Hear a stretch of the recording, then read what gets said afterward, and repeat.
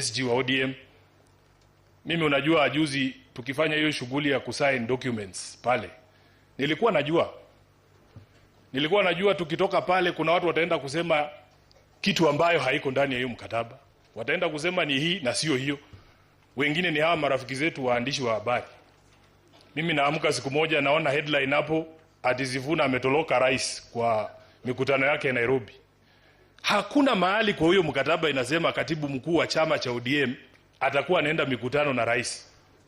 Hakuna mahali inasema huyu senator ambaye amechaguliwa na UDA ati baba akiwa na mikutano yake hapa ati lazima akue hapo. Niliona mheshimiwa Raila ulikuwa Kiambu kwa mazishi ya Wayaki. Sikuona SG wa UDA hapo. Kwa sababu huo mkataba hauzungumzii haya maneno. Na rais mwenyewe anajua. Nilisikia akiambia watu wa Nairobi kila mtu afanye kazi yake.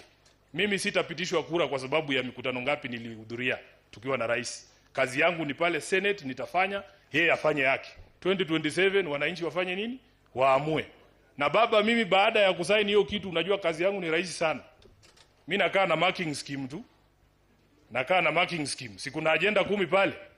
Iwapo Mkenya mwingine yeyote atachukuliwa na polisi ati abducted afichiwe mahali, chama cha UDA na kiongozi wake William Ruto watakuwa wamekeuka mkataba ambao tumeandikisha. Iwapo polisi wa Kenya hawatawajibika watoe fidia kwa familia za watu ambao walipoteza maisha yao kulingana na jinsi ambavyo huo mkataba unasema, Mheshimiwa William Ruto na chama chake cha UDA watakuwa wamekiuka mkataba wetu.